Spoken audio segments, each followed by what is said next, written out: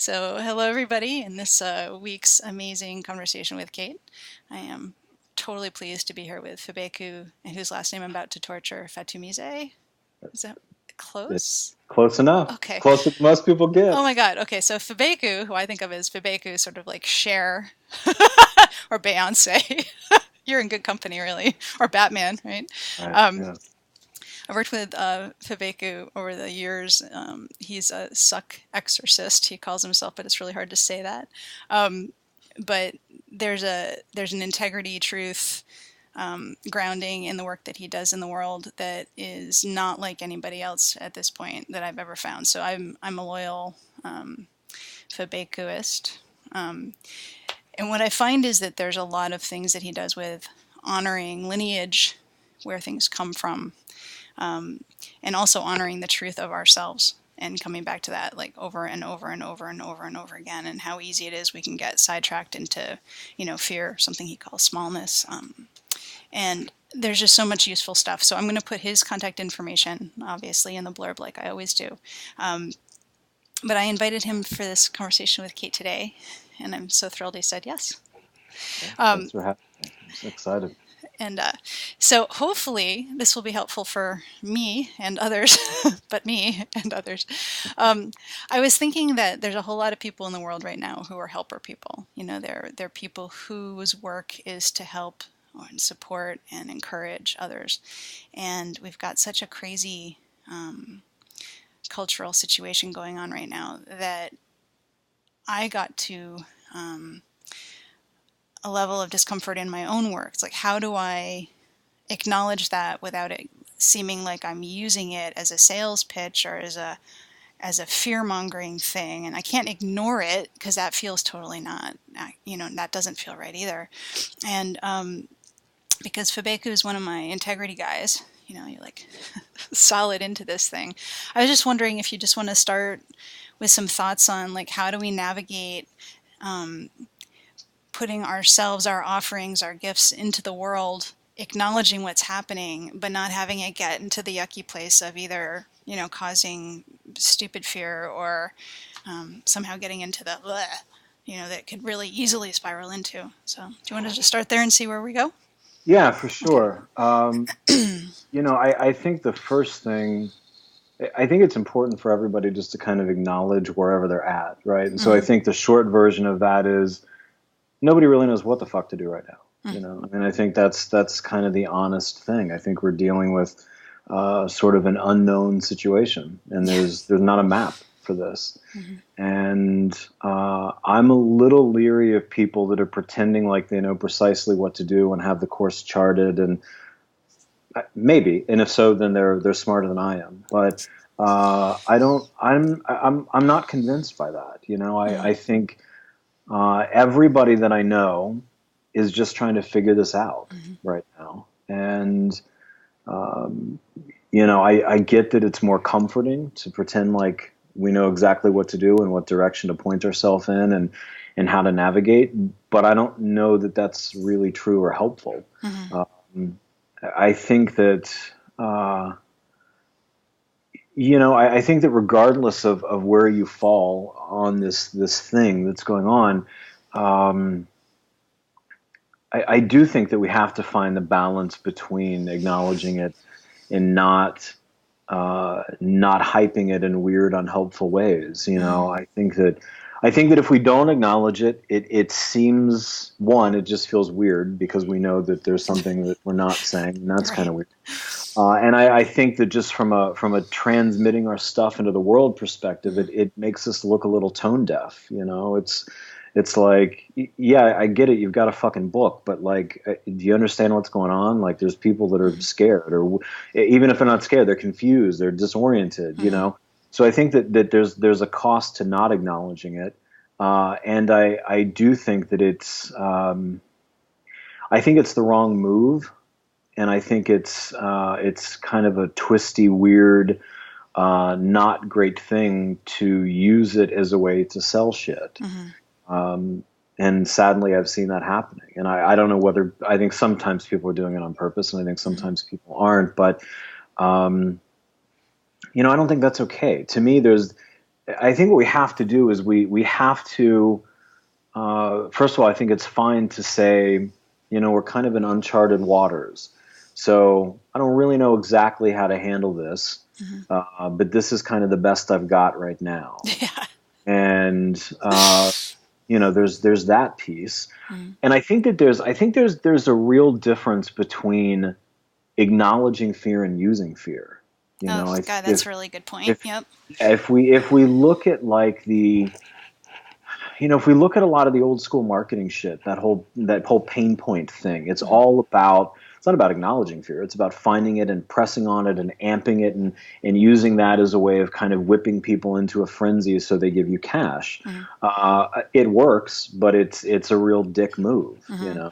And I think that there's a cost to that I think is always problematic, and I think it's sort of extra problematic now. Hmm. But to me, it's like just speak to the symptoms of the pain, of the fear, of the anxiety, of the not knowing, not so that we're amping it, but so people can look at it and read and say, "Oh, shit, me too. Like I get Hmm. that." So it's more about allowing people to recognize where they're at and to find that kind of bridge and connection without pretending like if you don't give me money, all of this shit's going to get infinitely worse. Right. I mean, holy shit. I think that's the total wrong direction to go. Well, the good news is, in my world anyway, that's not the way people usually do it. But I've noticed that a whole lot of the people in my world are almost not mentioning it, or they're Mhm. afraid to mention it because they don't want to alienate people, or they don't want to mention it because they don't know how to. I mean, it's Right. like, how do you say, like, holy crap, I'm really scared. I'm Yeah. scared for my family. I'm scared for my friends. I'm scared for the world.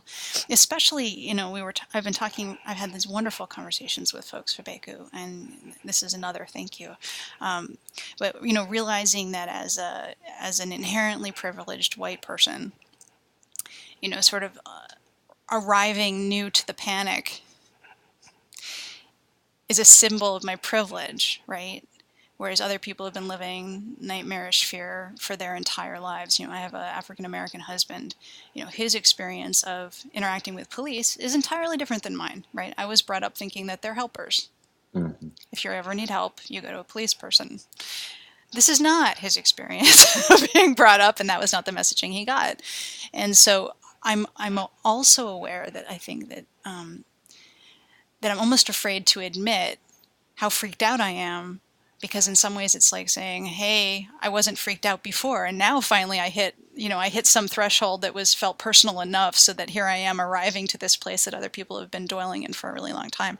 And that feels really shitty too, because I don't want to just confess my own ignorance to that level, but I also have that. I mean, this is actually my truth, right?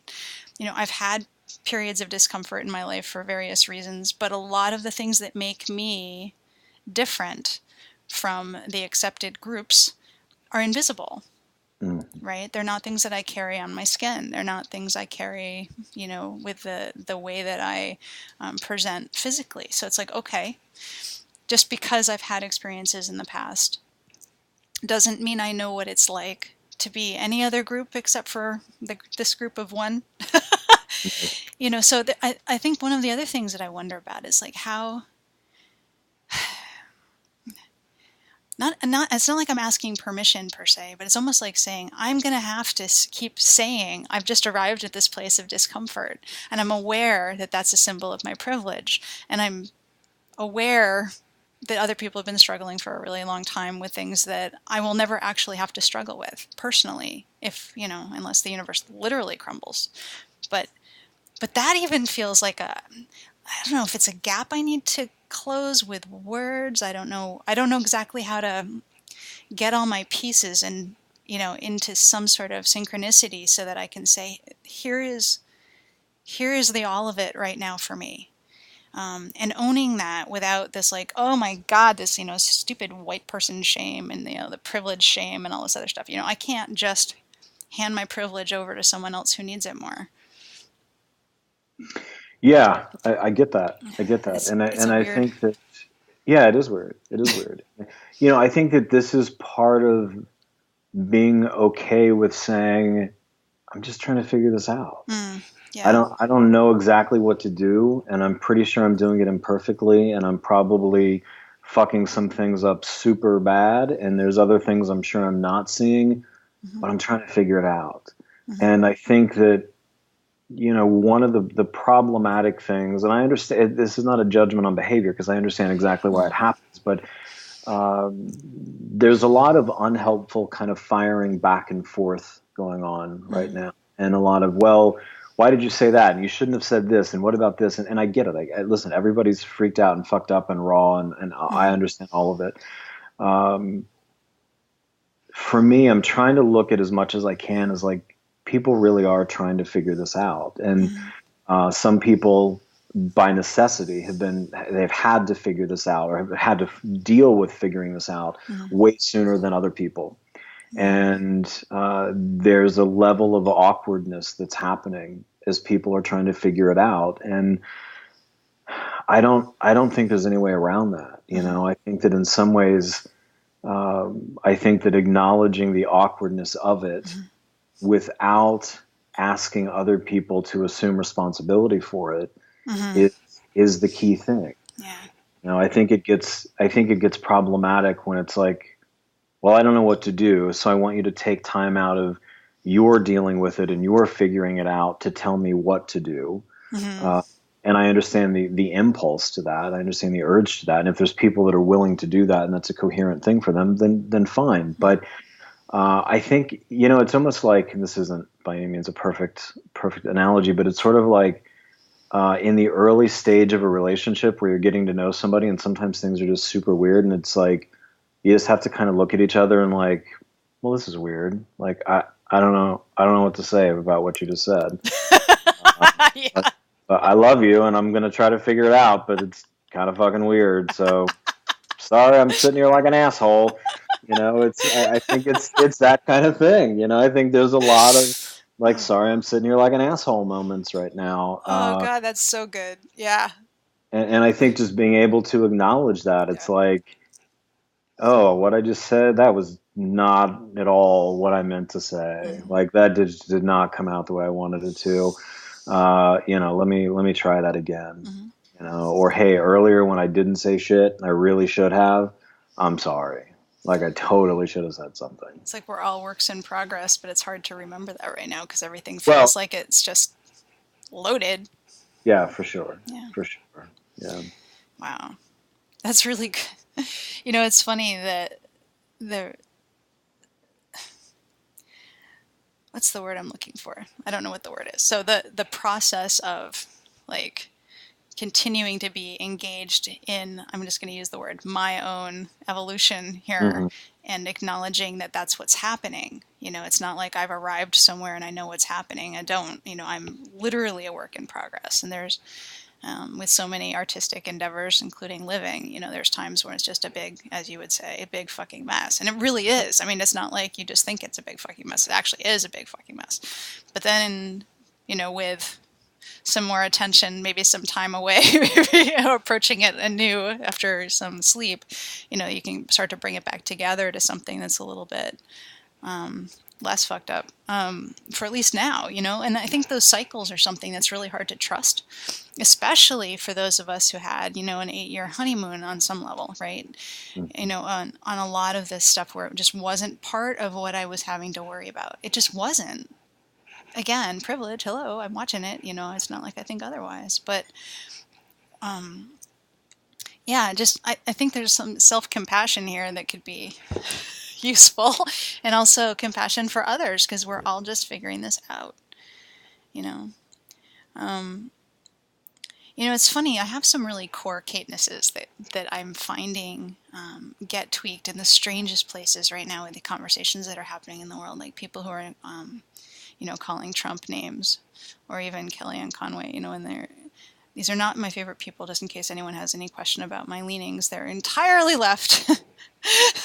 but, um, but I find myself getting really protective of like the basic human piece of, can we at least try to be kind here? can we at least try and find a space of love? Like Mark Silver, I don't know if you know him, but he's a pretty amazing guy. And I'll put a link to him also. He's in the heart of business. There's this feeling like, is love available even here? Okay, that's not the same thing as liking. Mm. That's not the same thing as approving. That's not the same thing as condoning, validating, amplifying any of those things. But there's just this feeling like, at least right now, the hair trigger is to go to this place of, attack or demeaning or diminishing. And I just think, wow, there's so many people who are involved with the current public arena who are just wearing their wounds. How else could you get to that level of complete and utter fucked upness? You can't, I doubt he was born that way. And so even though I don't like, how he says, what he stands for, what he's done, okay, I don't like that. There's a piece of me that I need to stay attached to because it's a core piece of me that says, man, that guy must have some serious wounds, and acknowledging the human in there, somehow staying connected to the humanness of this. I don't know. I feel like as soon as we start to demonize, then I think we lose our ability to actually be able to make change the same way we are able to if we say, listen, there's got to be ways we can work together. There's got to be. There has to be. Right? There has to be. There has to be. There has to be. It's like my prayer, right? Like, hear me now. There's got to be. I don't know. But I look at all of these beautiful way showers and, light holders and healers of various kinds and people who are just doing such amazing work in the world. And I just want us all to be able to do that work in spite of, alongside of, along with this mess. Because the people on the front lines need support. So we can't all be on the front lines, but we can, what else can we do?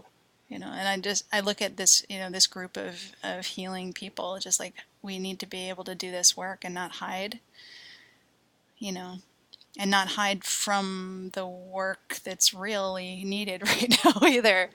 I really appreciate your message of, just say, we're just all trying to figure this out. Yeah, and I think it's easy to fall into thinking that whatever work we're doing doesn't matter, right? Yeah, trust Like, me. It's like, like, look, hey, I'm with this thing painting. going on. Yeah, and I think that art is an interesting Yeah. example. I've heard almost every client of mine saying this in one way or another, whether it's they're artists or writers or coaches or designers or whoever. There's a feeling like, well, when you hold it up against the scope of where everybody's at and the level of concern and fear and confusion and panic, it's like, who gives a shit? Right. I think that's the wrong. I understand it, but I think that's the wrong direction to go. To me, I think the way that we maintain whatever kind of balance we can maintain, there has to be some kind of simultaneity happening, and it's like, this is why I continue to post stuff on Facebook about playing fetch with my cat. In the spectrum, who gives a shit about playing fetch with my cat? Well, But I do. Just saying. to I care me, very deeply, Fabeku. good. To me, it matters because it's not that that's the only thing going on, or that's necessarily the most important thing going on, but it's that in the middle of the confusion and the pain and the trying to figure it out, I can still play fetch with my cat, and it matters. And I can still sit and listen to music, or I can still look at a piece of art, or I can still have a meal with a friend. And I think those things matter. And it's easy to say, well, who gives a shit about redesigning a website right now, or who gives a shit about buying a painting, or who gives a shit about, buying a piece of jewelry right now.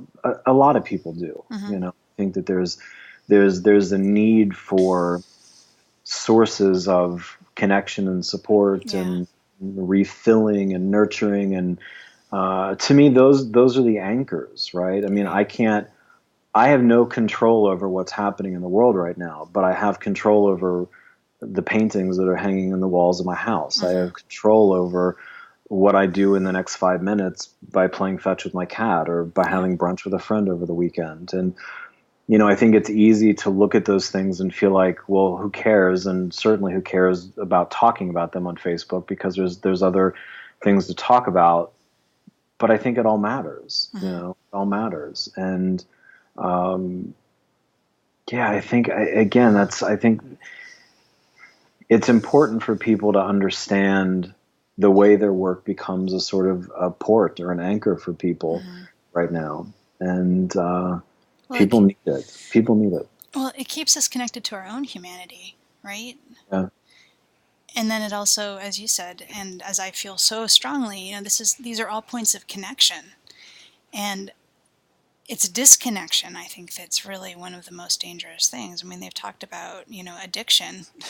Recently, there's tons of stuff around addiction. I mean, they haven't seen anything yet. Wait till like 2 years from now, right? I told someone that I'm sweating like 20% real sweat and 80% Ativan at this point. Like, holy crap. But anyway, but this idea of, really staying connected and fostering those feelings, this connectedness. I'm not alone. We are not alone. The bigger we is not alone. We need to keep moving those. It's a kinetic process. Connection isn't just once and done. Hmm. Connection, that it's a lively and ongoing interaction that requires tending and feeding. And it is really easy to think. I sit down and do a painting or do something else, and it feels so frivolous. It feels frivolous. It feels like I'm going to get my, no offense to people who get their nails done, but it feels like I'm going to get my nails done. It's like, how can you're getting your nails done in the middle of an apocalypse? What the hell? It's so easy to look at that and just say, what? But this is about, as you said, this is about anchoring. This is about staying connected. And it's like this connected, I can't see my hands necessarily, but connected here, like heart. Let's stay here first, right? Let's get this solid, and then let me let me connect with your solid or tentativeness. It doesn't actually matter which one, but let me work to create these supports. And some of them are internal and a lot of them are external. Hmm. And you're right, normalcy is really important, because we will not get anything done, including self-protection or other protection or anything, if we just get in bed and pull the covers up. Can't. We just can't. So. Yeah, it's like yesterday I started watching what is it, the Kindness Diaries on Netflix, right? It's the Oh, series. nice. Yeah, I never heard of it, but Yeah, it I was haven't either. like 12 episodes or something. There's, Yeah. this guy that's traveling around the world and is doing it with no money and more or less, depends on the kindness of strangers to give him places to sleep and food to eat and Wow. gas for his motorcycle. And to me it was like it was this simultaneous experience of like, what the fuck am I doing watching TV? Because there's other shit I could be doing, and like this really matters right now, Mm-hmm. And like these moments of kindness when somebody he just met on the street who has no idea who he is says, "Sure, you can come sleep on my couch for the night," or "Are you hungry? I'll get you some food," or Mm-hmm. whatever. And I found myself in tears in those moments because it's Mm. like, yeah, this matters. I mean, it's Netflix, it's TV. Who gives a fuck? But it's a reminder of the importance of kindness. It's a reminder that people in radically different situations with radically seemingly different concerns on some levels, there's a shared humanity, Yes. and there's something important about that. And so yeah, it's a TV show, but to me it's an interesting anchor to something that feels really important and really broadly needed and super super applicable right now. Yeah. Yeah. Both a reminder and a invitation to really nurture Yeah. that side. I mean, you have a huge piece of that that's just part of you. My dad has something he calls the Johnson Project, which I think is hysterical because, well, it could be anything really if you have a name like that. But like, and what exactly is this project? But what he does is he goes out into the world. You can probably hear my dog barking. Everyone, sorry. He goes out into the world and he's very aware of the way that people are. So he's in the grocery store and he sees somebody who looks unhappy and he goes out of his way to go and make a connection with that person. It doesn't matter who that person is. It does not matter who that person is. What he is doing is he has decided that one of his superpowers is making these connections. Mm-hmm. And you don't know when you open a door for someone else, or you smile at someone else, or you buy them a coffee, or you buy them the groceries, or whatever wherever your level is of these things. When we smile and acknowledge the humanness of another person, how much of a change that can make, you You know? know, a few years ago, I heard a story that I think it was in England. There was a guy who was walking to some kind of bridge, and there he was going to kill himself. Mm-hmm. And on the way to the bridge, somebody looked him in the eye and smiled. Didn't have any Mm. conversation. Looked him in the eye and smiled, and he turned around and he went home. And it was like, you know, I think I don't think we really get one how fragile human beings are, Yeah. how tough and messy and hard and confusing and scary and weird it is to be human. But I don't think that we get how something as simple as looking somebody in the eye and smiling, it saved the guy's life. No conversation, nobody did anything, they didn't make friends with that person, never saw them again, but they literally decided to not kill themselves because somebody looked at them and smiled. And for me, I think it's easy to feel like I don't know what to do right now, or I have to do something huge, but fuck, I don't have the bandwidth, and I don't know what the fuck to do, even if I did. I think that there's something about, and again, I'm not stupid. I'm not acting like smiling at people is a fix to the ills of the world. It's not. That's dumb. But I think that it's a thing about connection. It's a thing about humanity. It's a thing Mm-hmm. that it's understanding that people are fragile. It's doing what you can to ease that, regardless of whatever else is going on, or because of whatever else is going on. Um, I think it's a big deal. I think it's a really big deal. I think being seen, having someone really see you, even if it's just for a second, Mm-hmm. I think it is actually pretty magical.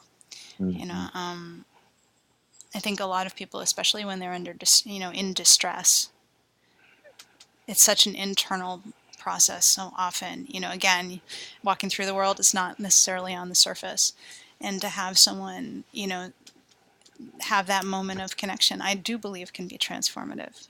Totally transformative. Your story gave me goosebumps on my goosebumps. Mm-hmm. Just, and we should probably wrap up here. And then I'm aware of the time, and I'm so grateful for you being here in so many different ways, Fabeku. You know, um, this work of connecting and this work of reconnecting with ourselves. It's ongoing. This is not like a once and done thing ever. And I just so appreciate the work you do and the way that you talk about it. It's so completely full of full of bullshit. That's not what I meant. It's so completely free of bullshit. I'm not editing, so it's going to be right in there. Um, um, I really, really appreciate the clarity, that you communicate with. It's a really amazing. It's an amazing gift, and it's an amazing gift to receive. It's really hard to dodge and weave when someone shoots straight. It's like I can't spin what you say to fit my comfort zone. And that's no, but that's really important. It's really important and it's really good. And I just want to say thank you. Thank you so much. Yeah. And thanks for your time today. That was Yeah. a true Sure. gift. Yeah. Thank So you for the. I'm going to click off on the recording thingy, but if you'll stick around for another second so we could say bye, that'd be great. All right. So everybody, this is Fabeku Fatunmise, or something like that. And I'll put his contact information in with this video. Just thank you so much, Fabeku. Absolutely. It's a pleasure.